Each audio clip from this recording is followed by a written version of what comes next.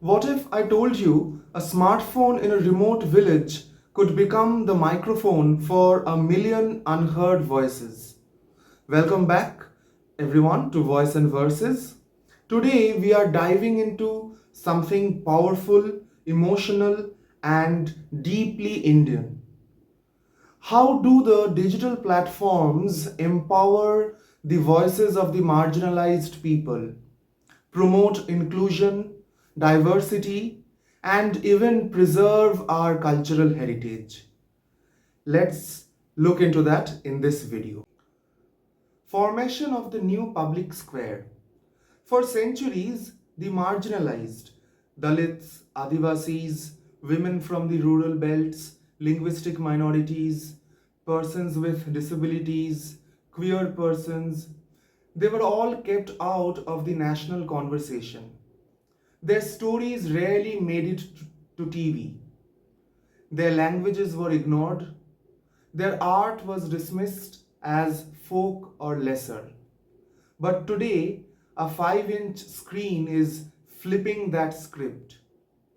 Digital platforms like YouTube, Facebook, Instagram, X, Mojo, ShareChat, these places have become the new public squares.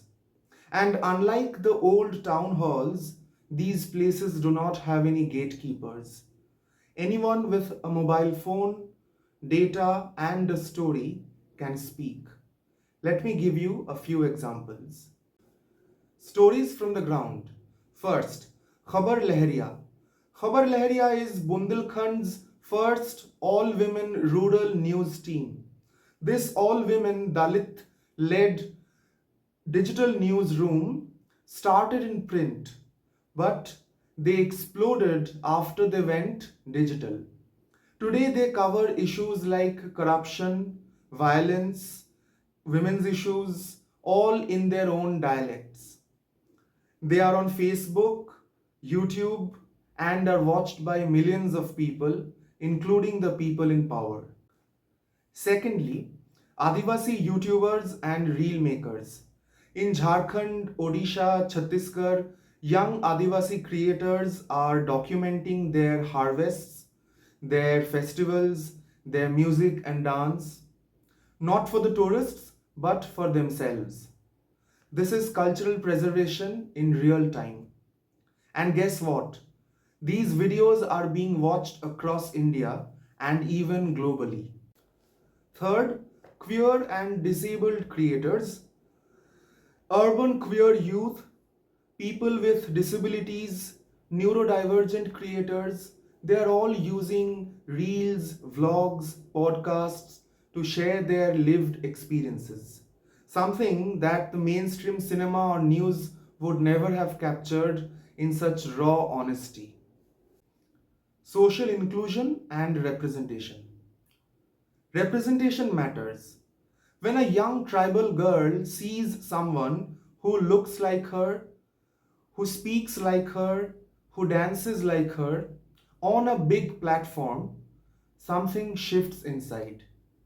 That is social inclusion, that is digital dignity. And the digital platforms, they not only show diversity, but they normalize it. You scroll through your feed and you suddenly see not just Bollywood, but Bhojpuri poets, Nagaland weavers, Khasi rappers, Muslim food vloggers, Dalit historians, and so much more. India in all its true colors. And this is how we slowly chip away at stereotypes. This is how we build empathy.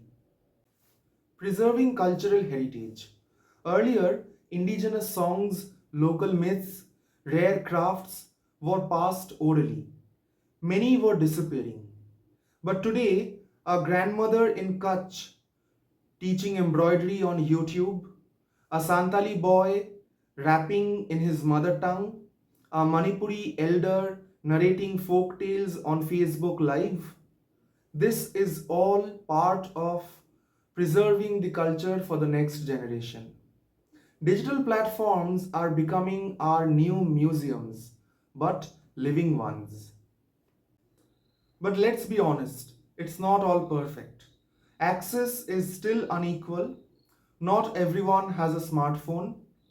Women in many rural parts are still discouraged from using the internet.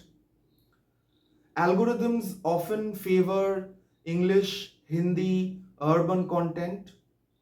Trolling, casteist abuse, online hate, these are real threats.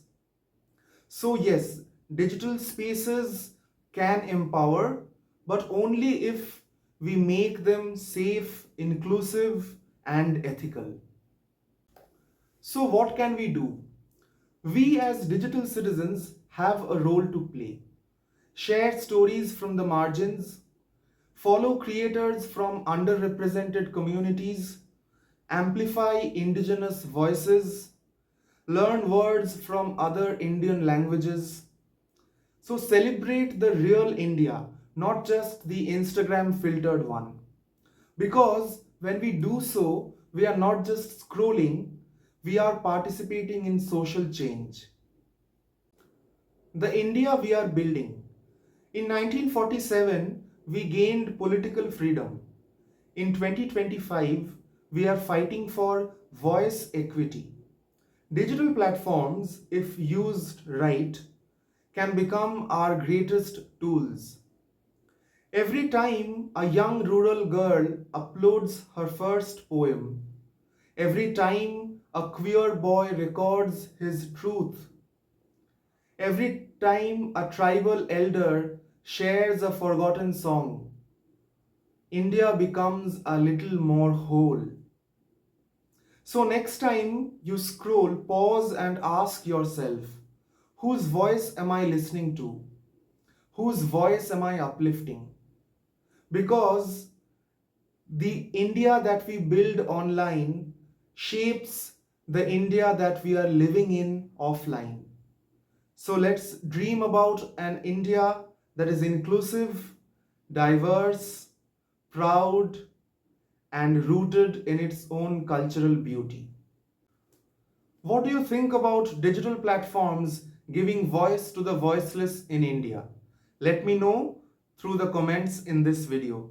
Also, please do like, share, and follow to my Facebook page and YouTube channel. Thank you, everyone.